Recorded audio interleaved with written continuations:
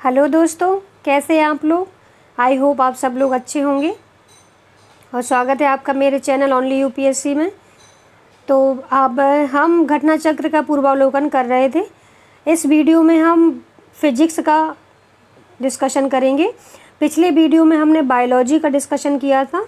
38वीं BPSC से लेके 68वीं BPSC तक जितने भी क्वेश्चन आए हुए हैं 69th बीपीएससी के लिए हम इस सेशन को करने जा रहे हैं। तो अगर आपने बायोलॉजी का डिस्कशन नहीं देखा है तो आप प्लीज़ जाके चैनल में देखिएगा, प्लेलिस्ट बना दी है मैंने। और इस वीडियो में हम भौतिकी से रिलेटेड सारे क्वेश्चन का डिस्कशन करेंगे और साथ साथ में मैं बिहार करंट अफेयर एडिटोरिया को भी कंप्लीट करवा रही हूँ। तो अगर आपने अभी उसको नहीं देखा है तो आप जल्दी से जाके देखिए। टोटल अभी तक मैंने 2 प्रैक्टिस सेट करवा दिए हैं और 750 क्वेश्चन हैं उसमें।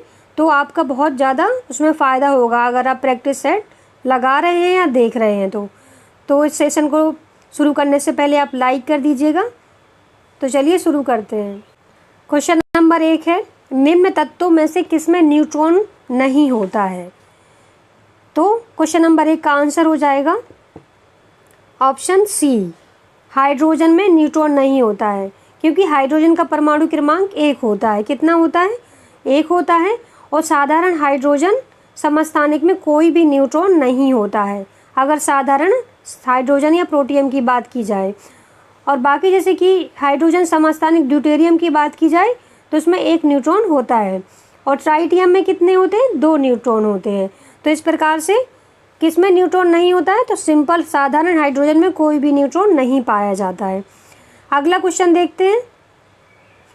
एंगस्ट्रॉम इकाई है तो इसका राइट आंसर हो जाएगा ऑप्शन ए, तरंग दैर्ध्य। अच्छा, आपसे ये पूछा जाए एक तरंग दैर्ध्य बराबर कितना होता है तो एक तरंग दैर्ध्य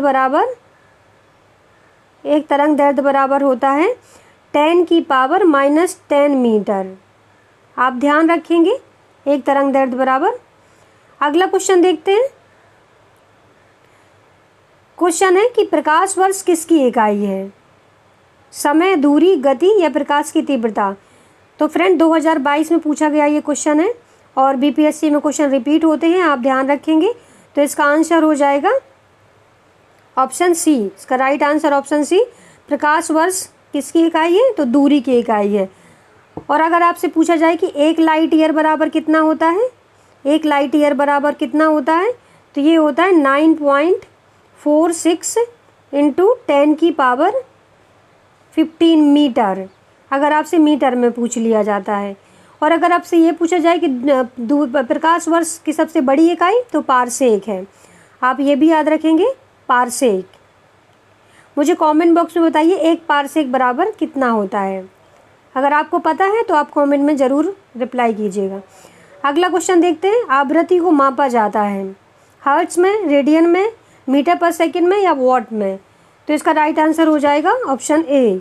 आवृत्ति को किस में मापते हैं? हर्ट्ज में मापते हैं। अच्छा, आपसे ये पूछा जाए कि इसका एसआई मात्रक क्या है तो हर्ट्ज का एसआई मात्रक, आवृत्ति का एसआई मात्रक क्या है तो हर्ट्ज है। और ये भी कभी कभी पूछा जाता है कि मनुष्य कितनी आवृत्ति की ध्वनि सुनने में सक्षम है। तो मनुष्य 20 हर्ट्ज से लेके 20,000, आप ध्यान रखेंगे, 20 से लेके 20,000 हर्ट्ज की आवृत्ति सुनने के लिए सक्षम है। अगला क्वेश्चन देखते हैं। घड़ी में प्रयोग होने वाले कार्ट्स क्रिस्टल होते हैं, जो घड़ी में कार्ट्स क्रिस्टल होते हैं वो किस चीज़ के बने होते हैं? तो इसका राइट आंसर हो जाएगा ऑप्शन बी, सिलिकॉन डाइऑक्साइड के। तो ये प्राकृतिक रूप से इसमें कुछ रॉक क्रिस्टल और राइन स्टोन के रूप में पाए जाते हैं जिनका वाणिज्यिक उपयोग होता है। और ये मानव निर्मित होते हैं लेकिन कुछ प्राकृतिक रूप से भी पाए जाते हैं, लेकिन ज़्यादातर ये मानव निर्मित होते हैं। जैसे कि इनका यूज़ कहाँ किया जाता है? रेडियो, टेलीविज़न आदि में किया जाता है। अगला क्वेश्चन देखते हैं। हर्ट्ज में क्या मापा जाता है? तो अभी पिछले क्वेश्चन में हमने डिस्कस किया है। तो हर्ट्ज में क्या मापते हैं? आवृत्ति। आवृत्ति का मात्रक क्या है? हर्ट्ज है।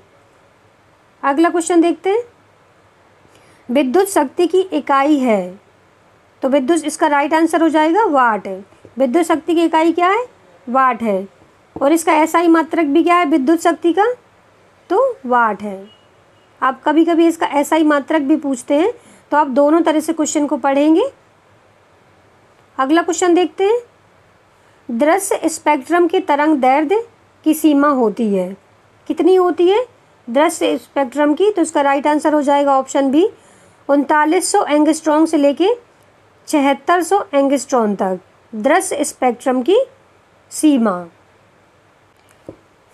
तो ये दृश्य स्पेक्ट्रम है क्या? अगर हम इसके बारे में बात करें तो मतलब सामान्यतः कहते हैं कि कोई निश्चित समय सीमा निर्धारित नहीं की जा सकती है। दृश्य मतलब देखने की क्षमता, किसी भी व्यक्ति के आँखों की कितनी दूरी और कितनी पास तक वो चीज़ें देख सकता है। वैसे तो ये लेकिन व्यक्ति की उम्र, आँखों की क्षमता और प्रकाश स्रोत की दूरी पर ये निर्भर करता है कि आप कितनी दूरी तक या कितने पास तक चीज़ें देख सकते हैं। लेकिन ओवरऑल ये रिसर्च में इन्होंने 3900 एंगस्ट्रॉम से लेके ये 7600 एंगस्ट्रॉम तक, ऑप्शन बी इसका आंसर है, यहाँ तक इन्होंने माना है कि यहाँ तक हो सकता है। अगला क्वेश्चन देखते हैं। तो इसका राइट आंसर ऑप्शन बी हो जाएगा। अगला क्वेश्चन है कि सौर विकिरण निम्न में से किस परास में दिखता है? सौर विकिरण किस परास में दिखाई देता है? तो इसका राइट आंसर हो जाएगा ऑप्शन बी, 400 से 700 नैनोमीटर सौर विकिरण दिखाई देता है। अगला क्वेश्चन देखते हैं। आर्द्रता किस उपकरण से नापी जाती है? तो आर्द्रता किससे नापी जाती है? ऑप्शन हो जाएगा इसका right answer option B, hygrometer. Hygrometer जो है वायुमंडल की सापेक्षिक आर्द्रता मापने वाला यंत्र होता है। हाइग्रोमीटर से द्रवों या जल में तुलनात्मक घनत्व का मापन किया जाता है। तो वायुमंडल में कितनी आर्द्रता है ये हाइग्रोमीटर से नापते हैं। लेक्टोमीटर से क्या नापते हैं? आप मुझे कमेंट बॉक्स में बताइए कि लेक्टोमीटर से क्या नापते हैं। अगला क्वेश्चन देखते हैं। दाब की इकाई क्या है? तो इसका राइट आंसर हो जाएगा ऑप्शन ए, न्यूटन पर मीटर। न्यूटन मीटर वर्ग मीटर इसका आंसर है, ऑप्शन ए दाब की। और इसका एक और भी मापन है, इसका और भी चीज़ से मापते हैं इसको पास्कल से भी मापते हैं। तो दाब की इकाई न्यूटन वर्ग मीटर है या पास्कल भी कहते हैं। और ये एक अगर बात करें कि ये किस टाइप की राशि है, तो एक अदिश राशि है, अदिश राशि है। तो अदिश और सदिश राशियाँ क्या होती हैं ये भी आपको पता होना चाहिए। अदिश और सदिश राशियाँ, तो जिसको मापने के लिए दिशा और परिमाण दोनों की ज़रूरत होती है उसको हम सदिश राशि कहते हैं। और अदिश राशि किसे कहते हैं? जिसमें मापने के लिए सिर्फ परिमाण की ज़रूरत होती है, दिशा की नहीं, उसे हम अदिश राशि कहते हैं। तो दाब क्या है? एक अदिश राशि है। इसको मापने के लिए हमें दिशा की ज़रूरत नहीं पड़ती है। अगला क्वेश्चन देखते हैं। दाब का मात्रक है, तो दाब का मात्रक क्या है? इसका आंसर हो जाएगा ऑप्शन ई, क्योंकि दाब का मात्रक अभी हमने देखा ही है कि दाब का मात्रक न्यूटन वर्ग मीटर है या पास्कल है, तो इनमें से कोई नहीं है इसका आंसर। अगला क्वेश्चन देखते हैं। निम्नलिखित में से कौन सी अदिश राशि है? ये देखिए पूछ लिया गया है, 2019 में ही पूछा गया क्वेश्चन है। पूछ रहे हैं कि अदिश राशि इनमें से कौन सी अदिश राशि है, तो आप बताइए कौन सी है। तो दाब एक अदिश राशि है, क्योंकि दाब को मापने के लिए किसी दिशा की ज़रूरत नहीं पड़ती है। हमने डिस्कस किया था कि वे राशियाँ जिनको व्यक्त करने के लिए दिशा और परिमाण की ज़रूरत होती है उनको सदिश राशि कहते हैं। सदिश नाम से ही स्पष्ट हो रहा है, सदिश दिशा सहित। अदिश मतलब जिनको नापने के लिए दिशा की ज़रूरत नहीं होती है उनको अदिश राशियाँ कहते हैं। जैसे कि अगर हम अदिश राशियों की बात करें, जैसे दाब हो गया, चाल हो गया, दूरी, आयतन, ये सब अदिश राशियाँ हैं। आप मुझे कमेंट बॉक्स में बताइए कि सदिश राशियों के उदाहरण कौन से होंगे। अगला क्वेश्चन देखते हैं। निम्नलिखित में से किस राशि का मात्रक नहीं होता है? तो इसमें से पूछा जाता है कि दाब का है, बल का भी है, प्रतिबल का भी है। तो इसका करेक्ट आंसर हो जाएगा ऑप्शन सी, विकृति। विकृति का कोई भी मात्रक नहीं होता है।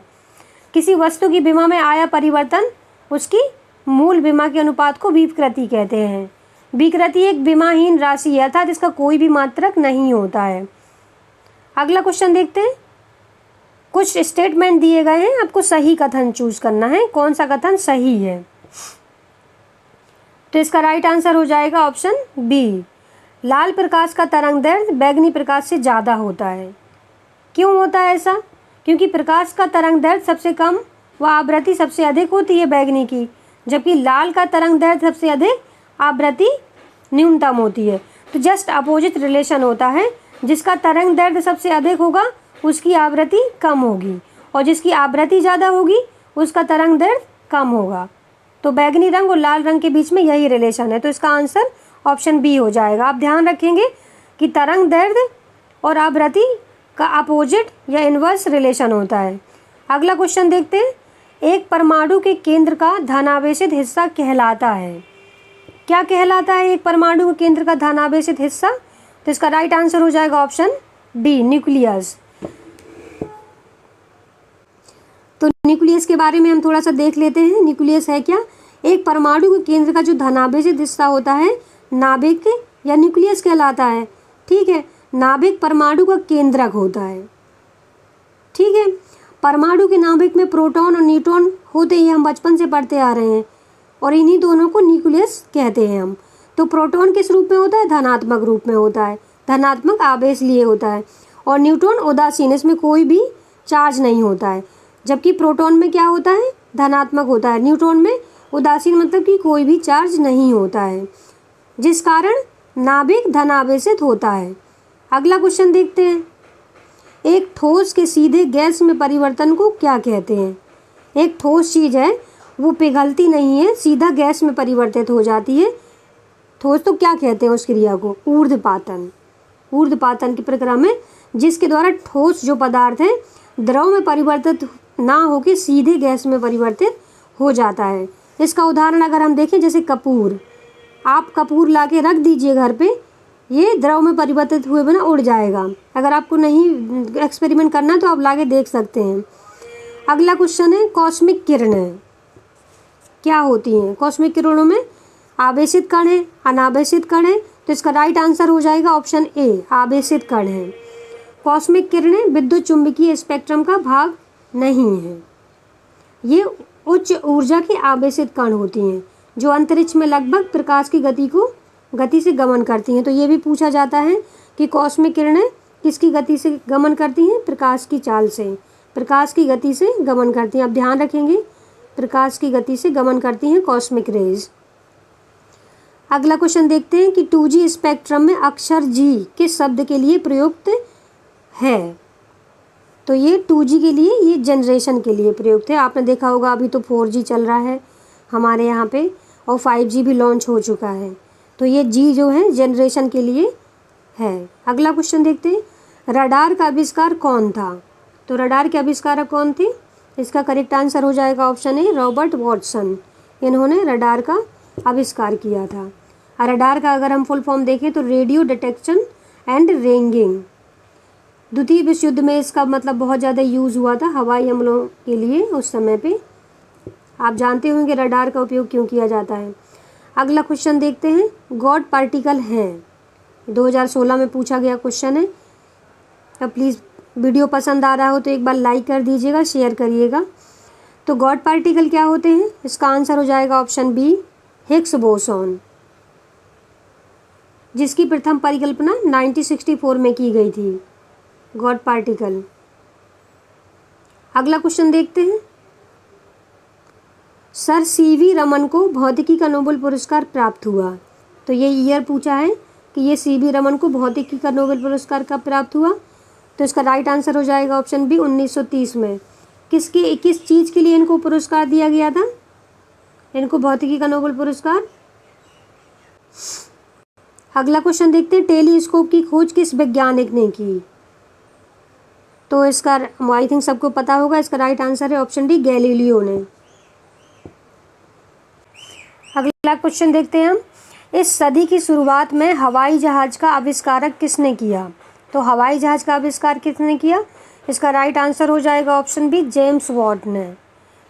सॉरी, गलती से मैं बी लगा रही हूँ, इसका आंसर ए है, राइट ब्रदर्स ने हवाई जहाज़ का आविष्कार किया था। अगला क्वेश्चन देखते हैं कि 1 माइक्रोन बराबर होता है। तो इसका राइट आंसर हो जाएगा ऑप्शन सी, 1 माइक्रोन बराबर 1000 मिलीमीटर। अगला क्वेश्चन देखते हैं, 40 डिग्री सेल्सियस का मान फ़ारेनहाइट स्केल में कितना होगा? तो तो 40 डिग्री सेल्सियस का मान फ़ारेनहाइट में कितना होगा? तो इसका राइट आंसर हो जाएगा ऑप्शन ए 104 डिग्री सेंटीग्रेड। अगर हमें सेल्सियस से फ़ारेनहाइट में बदलना है तो आपका ये एक फार्मूला लगाना पड़ेगा। जैसे कि आप निकालते हैं F बराबर 9/5 C + 32। इसमें आप पुटअप कर दीजिएगा, जो वैल्यू है उससे आपका सेल्सियस से फ़ारेनहाइट और फ़ारेनहाइट से सेल्सियस में निकाल सकते हैं हम। अगला क्वेश्चन देखते हैं कि क्रोमेटोग्राफी की तकनीकी का प्रयोग होता है। तो क्रोमेटोग्राफी की तकनीकी का यूज किस में होता है? इसका राइट आंसर हो जाएगा ऑप्शन डी, एक मिश्रण से पदार्थों को अलग करने में। एक मिश्रण से पदार्थों को अलग करने में क्रोमेटोग्राफी का यूज इसमें होता है कि जैसे कि किसी मिश्रण से विभिन्न पदार्थों को अलग अलग करना है तो उसको यूज़ करने में इसका यूज़ होता है। अगला क्वेश्चन देखते हैं, लोलक की कालावधि किस पर निर्भर करती है? तो ये किस पर निर्भर करती है? लंबाई के ऊपर निर्भर करती है, क्योंकि T बराबर 2π√L/G होता है। तो जी यहाँ पे क्या है? नियतांक है। लोलक की कालावधि लोलक की लंबाई पे, लंबाई की क्या होती है? अनुक्रमानुपाती होती है। तो आप याद रखेंगे लोलक की कालावधि मतलब टाइम पीरियड लंबाई के ऊपर निर्भर करता है। अगला क्वेश्चन देखते हैं, बल गुणनफल है। बल गुणनफल है किसके? द्रव्यमान और त्वरण के। तो बल किसके हैं? द्रव्यमान और त्वरण के। अगला क्वेश्चन देखते हैं, निम्नलिखित में कौन सी राशि सदिश नहीं है? ये बार बार देखिए राशियों के बारे में पूछा जा रहा है, तो आप एक चार्ट बना सकते हैं या फिर जो अभी हम डिस्कस कर रहे हैं तो उनका आप देख सकते हैं कि अदिश और सदिश राशियाँ क्या हैं। मेन है कॉन्सेप्ट, अगर आप समझ गए। हम पहले भी डिस्कस कर चुके हैं कि सदिश राशि क्या है, अदिश राशि क्या है।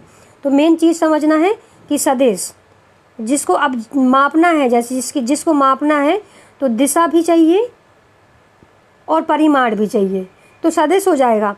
नाम से स्पष्ट अदिश जिसको दिशा की ज़रूरत नहीं है, सिर्फ परिमाण, तो अदिश राशियाँ हो जाएंगी। इसमें पूछा है कि सदिश कौन सी राशि सदिश नहीं है, तो इसका आंसर हो जाएगा ऑप्शन डी, आयतन।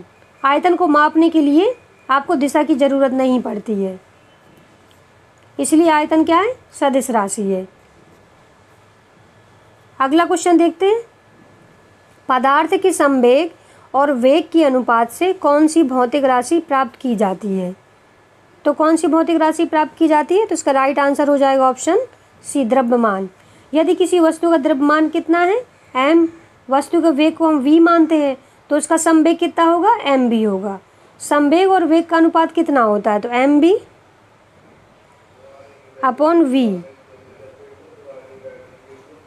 तो ये द्रव्यमान ये हो जाएगा, आपका फॉर्मूला से निकाल सकते हैं। अगला क्वेश्चन देखते हैं, 1 पिकोग्राम बराबर होता है। तो 1 पिकोग्राम किसके बराबर होता है? इसका राइट आंसर हो जाएगा ऑप्शन सी, 10⁻12 ग्राम के पिकोग्राम। एक टेबल दी जाती है, आपने मतलब कोई भी बुक प्रेफर करते होंगे तो उसमें एक साइड प्लस और एक साइड माइनस की टेबल दी जाती है, तो आप उससे पूरा चार्ट देख लेंगे तो ये सारे क्वेश्चन आपके सॉल्व हो जाएंगे, या फिर मैं ही करवा दूंगी। अगला क्वेश्चन देखते हैं,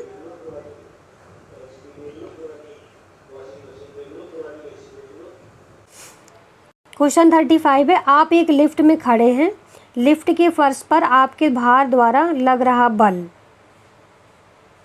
तो क्या होगा? इसमें कुछ कंडीशन दी गई हैं, तो इसका राइट आंसर हो जाएगा ऑप्शन बी, लिफ्ट के 9.8 मीटर पर सेकंड स्क्वायर के त्वरण से नीचे आते समय शून्य होगा।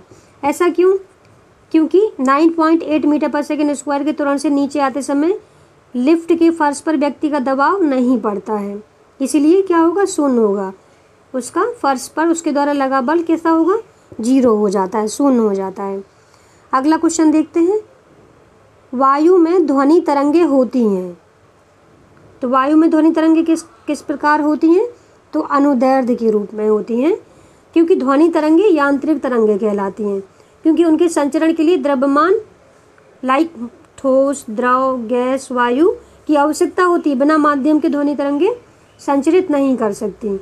वायु या गैस में ध्वनि तरंगे अनुदैर्ध्य होती हैं, क्योंकि इस माध्यम के घटक तरंग की गति की दिशा में अनुदिश दोलन करते हैं। तो इसका आंसर हो जाएगा ऑप्शन बी, अनुदैर्ध्य। अगला क्वेश्चन देखते हैं, विद्युत शक्ति की इकाई है। तो 38 का आंसर हो जाएगा ऑप्शन डी। ये देखिए 2019 में आया, कई बार रिपीट क्वेश्चन हो रहे हैं, तो बीपीएससी में क्वेश्चन रिपीट होते हैं, तो आप अच्छे से इस पूर्वावलोकन को हो सके तो 3-4 बार आप खुद से भी पढ़िएगा। मैं तो करवा रही हूँ, लेकिन कई बार रिपीट होते हैं, आप खुद ही एनालिसिस कीजिएगा। तो इसका हो जाएगा राइट आंसर ऑप्शन डी, वाट। क्योंकि शक्ति बराबर क्या होता है, कार्य बटे समय, मतलब पावर बराबर वर्क अपॉन टी, समय। अगला क्वेश्चन देखते हैं, टरबाइन एवं डायनमो से बिजली प्राप्त करने में किस ऊर्जा को विद्युत ऊर्जा में परिवर्तित करते हैं? कौन सी ऊर्जा किस में बदल जाती है? तो इसका आंसर हो जाएगा ऑप्शन सी, मैकेनिकल ऊर्जा। टरबाइन या डायनमो में जब बिजली प्राप्त करने के लिए हम यांत्रिक ऊर्जा को विद्युत ऊर्जा में परिवर्तित करते हैं। अगला क्वेश्चन देखते हैं, 100 वॉट का बिजली का बल्ब यदि 10 घंटे जले तो बिजली का खर्च होगा, होगी नहीं, बिजली खर्च होगी, तो कितनी होगी, 1 यूनिट। अगला क्वेश्चन देखते हैं,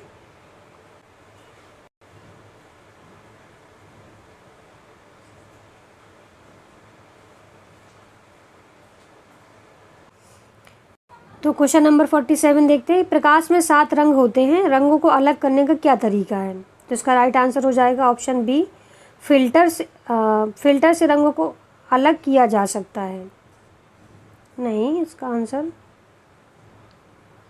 आंसर ये नहीं होगा, इसका आंसर ऑप्शन बी होगा, ऑप्शन बी, फिल्टर से रंगों को अलग किया जा सकता है। 7 रंग होते हैं, अलग करने का क्या तरीका है? हाँ, तो इसका आंसर ए हो जाएगा, फिल्टर से कैसे अलग कर सकते हैं यार, प्रिज्म से ही अलग ना करेंगे, फिल्टर से नहीं करेंगे, सॉरी गलती से बोल रही हूँ मैं। तो इसका आंसर हो जाएगा ऑप्शन ए, एक प्रिज्म से रंगों को अलग किया जा सकता है। तो कौन से 7 रंग होते हैं? जैसे कि बैगनी, जामुनी, नीला, हरा, पीला और लाल। अगला क्वेश्चन देखते हैं, यदि किसी ऐनक के लेंस की शक्ति +2 डायोप्टर हो तो उसकी फोकस दूरी कितनी हो जाएगी? तो इसका right answer option C, 50 centimetre. अगला क्वेश्चन देखते हैं, चुंबकीय सुई किस तरफ संकेत करती है? तो ये किस ओर संकेत करती है? इसका आंसर हो जाएगा ऑप्शन सी, उत्तर दिशा की ओर। ऐसा क्यों होता है? क्योंकि यदि पृथ्वी के चुंबकीय ध्रुव उत्तरी एवं दक्षिणी ध्रुव के अनुरूप आकर्षित होती है, तो चुंबकीय सुई भी पृथ्वी के उत्तर ध्रुव की ओर आकर्षित होकर उत्तर दिशा की तरफ संकेत करती है। तो ये रीज़न है इसका। अगला क्वेश्चन देखते हैं, श्वेत प्रकाश को नली में कैसे पैदा किया जाता है? तो इसका राइट आंसर हो जाएगा ऑप्शन बी, तंतु को गर्म करके। इस प्रकार से आज का सेशन हम यहीं समाप्त करते हैं।